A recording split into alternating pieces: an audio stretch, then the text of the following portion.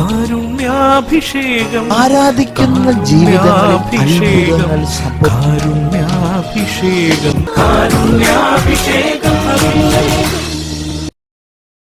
ഈശോയിൽ ഏറ്റവും പ്രിയമുള്ളവരെ, യൗസേപ്പിതാവിൻ്റെ അടുത്ത ഒരു ഗുണം, പ്രത്യേകത നമുക്ക് മനസ്സിലാക്കാവുന്നത് ജീവിതത്തിൽ അവകാശങ്ങൾ നിഷേധിക്കപ്പെട്ട ഒരു മനുഷ്യനായിരുന്നു. ആദ്യമേ തന്നെ നമുക്കൊരു മനസ്സിലാവും, ജീവിത പങ്കാളിയെ ഉപേക്ഷിക്കാൻ അവകാശമുണ്ടായിരുന്നു. പക്ഷെ അദ്ദേഹത്തിന് ആ ദൈവിക പദ്ധതി മനസ്സിലായപ്പോൾ അദ്ദേഹം മോശയുടെ നിയമത്തിലുള്ള ആ കൽപ്പന ലംഘിക്കുകയാണ്.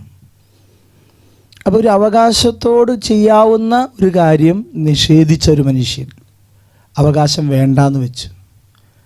അപ്പോൾ ജീവിതത്തിൽ പ്രിയമുള്ളവരെ, അവിടെ നമ്മൾ വലിയ ഒരു സത്യം തിരിച്ചറിയുക, ദൈവത്തിൻ്റെ അമ്മയുടെ ഭർത്താവായി ജീവിക്കുക എന്നുള്ളത് ഒരു വലിയ ഒരു അഭിഷേകമുള്ള മനുഷ്യന് മാത്രമേ സാധിക്കൂ. അതുകൊണ്ടാണ് യൗസേപ്പിനെ ദൈവം തിരഞ്ഞെടുത്തത്. ദൈവത്തിൻ്റെ മകൻ്റെ വളർത്തുപിതാവും അവൻ്റെ അമ്മയുടെ ഭർത്താവുമായി ജീവിക്കുവാൻ അഭിഷേകമുള്ള കൃപ ഉള്ള ഒരു വ്യക്തിത്വമായിരുന്നു യൗസേപ്പിതാവിൻ്റേത്. അപ്പോൾ അവിടെ ഒരു അവകാശം നിഷേധിക്കാൻ അവിടെ വരികയാണ്, മാനുഷികമായി പറഞ്ഞാൽ. രണ്ടാമത്, തനിക്ക് ജനിക്കുന്നൊരു കുഞ്ഞാണെന്ന് എല്ലാവരും അറിയാം, പക്ഷേ സ്വന്തം പുത്രനല്ല. അവന് പേരിടാനുള്ള അവകാശം ആ പിതാവിന് ലഭിക്കുന്നില്ല. അപ്പം ജീവിതത്തിൽ അവകാശങ്ങൾ നിഷേധിക്കപ്പെട്ട ഒരു പിതാവിൻ്റെ വേദന.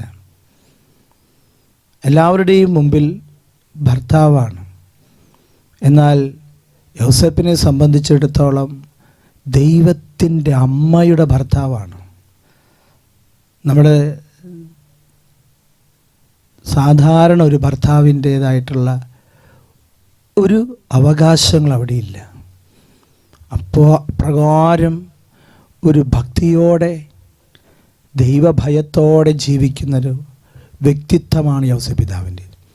അവകാശങ്ങൾ നിഷേധിക്കപ്പെട്ട മനുഷ്യനാണ്. അപ്പോൾ അതുകൊണ്ട് നമുക്ക് പ്രത്യേകം പ്രാർത്ഥിക്കാം.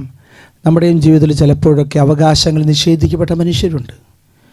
സ്നേഹിതനായ സ്നേഹം ലഭിക്കേണ്ട ഭർത്താവിൽ നിന്ന്, നീതി ലഭിക്കേണ്ട ജീവിത പങ്കാളിയിൽ നിന്ന് നീതി ലഭിക്കാതെ വരുമ്പോൾ അവകാശങ്ങൾ നിഷേധിക്കപ്പെട്ട മനുഷ്യരും നമ്മുടെ കൂടെയുണ്ട്, ചിലപ്പോൾ നമ്മുടെ ജീവിതത്തിലുണ്ട്. അതെല്ലാം ഈശോയ്ക്ക് സമർപ്പിച്ച് വിശുദ്ധ യൗസേപ്പിതാവിനോട് പ്രത്യേകം പ്രാർത്ഥിക്കാം. കൃപയ്ക്കായിട്ട് നമുക്ക് പ്രാർത്ഥിക്കാം.